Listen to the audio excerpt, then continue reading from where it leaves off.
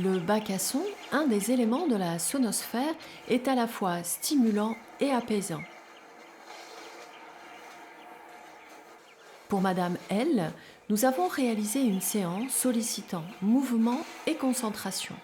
Nous avons intégré des paysages sonores répétitifs et naturels incitant au lâcher-prise.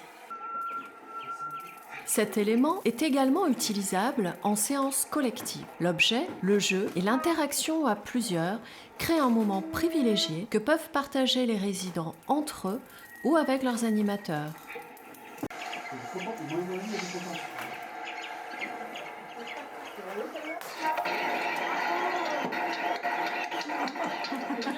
C'est vous ça? Je le refais? Oui, si vous voulez. Pour Madame L, le bac à son est utilisé comme objet de médiation, favorisant les échanges avec les encadrants ou son entourage. Le fait de redécouvrir des sensations dues à la maîtrise de ses propres gestes permet aux résidents de retrouver une certaine confiance en soi.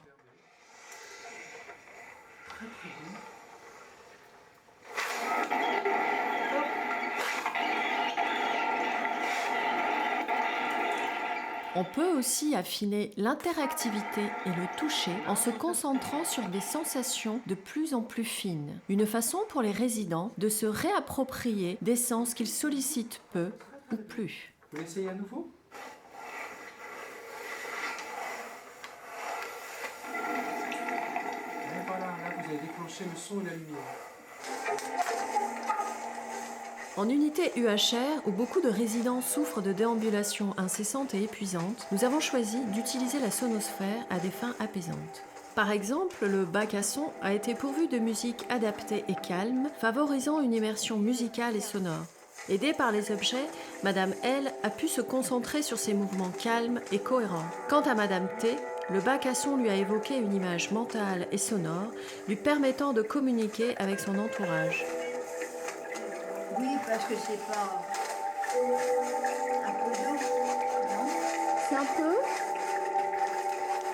Un peu d'eau. Un peu d'eau. Ah bah oui.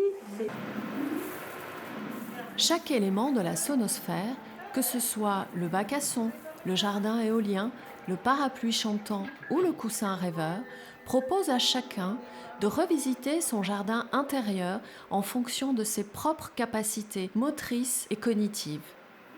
Paysages sonores et stimulation lumineuse révèlent les souvenirs, mais aussi et surtout les sensations présentes lors de ces expériences sonores et interactives. Les mains, quand on appuie, ça déclenche des sons. Le jardin éolien, installation stimulante, convoque la caresse de l'air et les sons doux et fluides de vents lointains. En agissant directement sur le flux d'air, la couleur des lumières et des sons, les résidents redécouvrent des sensations perdues. Le vent sur la peau, l'air de la mer, autant de souvenirs inscrits dans le corps que l'utilisation de la sonosphère a permis de révéler. Comme ça, avant on avait avant comme ça, mais maintenant on a plus. Des fois des tempêtes, oui. c'est avant.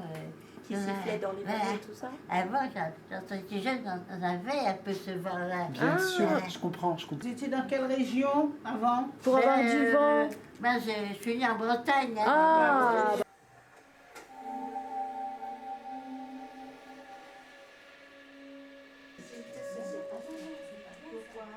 Toujours en UHR, nous privilégions les séances apaisantes avec le coussin rêveur. Madame C est une personne en général très agitée, y compris la nuit. Grâce au coussin rêveur et à la pratique du toucher bienveillant, elle s'est apaisée immédiatement et s'est même endormie. Les respirations musicales et lumineuses, déclenchées volontairement par les pressions douces des résidents, les ont aidés à s'apaiser. À la sortie de l'atelier, le personnel dédié à cette unité nous a donné son ressenti. Ça m'a surpris parce que je ne m'attendais pas du tout à ce résultat-là. J'étais loin de la Ce sont résultat des gens aussi qui déambulent beaucoup, et qui ont du qui mal à s'asseoir, à se poser. Oui, tout à fait. Et là, on a réussi. Et là, on est arrivé à les canaliser pendant combien Et même de à temps? faire dormir. Une heure. Une Oui, heure, vraiment, pendant une heure à canaliser les résidents. Et c'est surprenant. On n'arrive pas à ça, nous, de temps en temps, on n'arrive pas du tout. Parce que vous entendez la musique. Oui, j'ai entendu. Écoutez, écoutez. Qu'est-ce qu'on entend?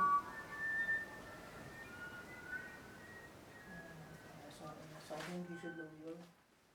Le parapluie chantant est une installation totalement immersive, particulièrement adaptée aux personnes très dépendantes en fauteuil ou alité. La caresse des tissus sur la peau est associée à des univers sonores épidermiques. Ainsi, la peau devient l'oreille du résident, immergée dans un nouvel environnement sonore. Et un peu. Juste à côté. C'est ça qui est important, c'est qu'on crée un paysage sonore pour lequel on va développer une écoute. Et on la développe en étant passif, c'est qu'en écoutant, et on la développe aussi en étant actif. Okay.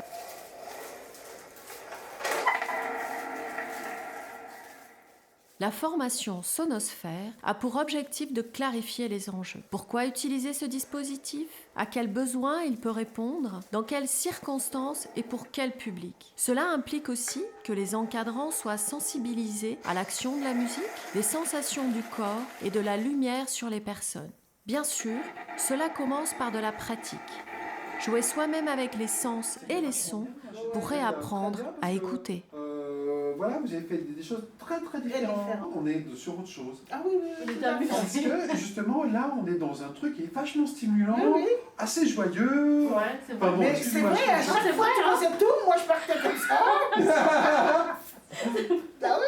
Alors, là, on a en fait trois choses. On a la plaque, en fait, le fond du bac à son, il peut agir sur deux choses. La formation a pour but de rendre les personnels autonomes et créatifs dans leur usage de la sonosphère. L'installation est adaptable aux différents publics en fonction de l'objectif des encadrants envers les résidents. Pour cela, le personnel peut télécharger des morceaux de musique ou des sons en fonction de leur choix dans chaque élément de la sonosphère. De même que différents réglages d'intensité et d'interactivité sont disponibles via son réseau à distance. Vous pouvez faire des réglages qui vous conviennent. Vous trouvez que le son est trop fort, c'est agressif, c'est un peu fort, la lumière bleue, ça ne correspond pas vraiment à ce que vous avez envie de faire, et bien à ce moment-là, vous les changez. Donc, ici, dans n'importe quel ordinateur, vous pouvez vous brancher sur votre Wi-Fi ici. Voilà. J'ai dans ce menu, est-ce que vous le voyez tout? Oui, oui. Vous faites voir l'autre côté. Ah, mais vous avez encore beaucoup de bleu. Ça petit à petit, si je mets ma main de ce côté-là, vraiment, hop, ça va éteindre le moteur, il va se rallumer, s'éteindre, s'allumer.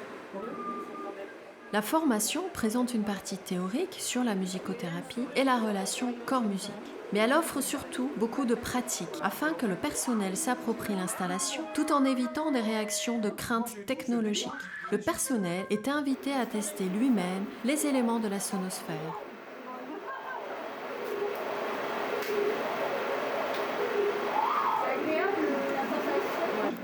Ça la détend. Ah ouais, ça me détend. Moi, tu as le bras, tu as le bras, on va avec toi. Chaque élément de la sonosphère fait l'objet d'une session, car chaque élément présente une configuration technique spécifique avec ses propres réglages. Cependant, l'aspect technique a été développé afin de fonctionner très facilement. Une fois la technique évacuée, la formation s'attache à définir, à créer des usages avec les encadrants spécifiques à chaque élément. Le coussin rêveur, par exemple, va s'accompagner d'une méthode issue du chant artistique, inspirée de la méthode Alexander et du Qigong. Alors, c'est peut-être une question de position, mais pas seulement. C'est que aussi, c'est une question de toucher. On peut développer avec cette installation. C'est un type de toucher, par exemple là, on met la main sur la personne, on lui prend la main et on vient comme ça et on appuie ensemble sur l'objet. La compagnie Acoustea a voulu diminuer la discrimination dans l'accès à la culture pour les publics empêchés. Elle a proposé la sonosphère, développée en partenariat avec des institutions spécialisées afin de l'adapter au mieux à ces publics et aux attentes de leurs encadrants. Apporter du bien-être et passer un moment agréable tout en travaillant la motricité ou la mémoire, voilà un des objectifs de la sonosphère.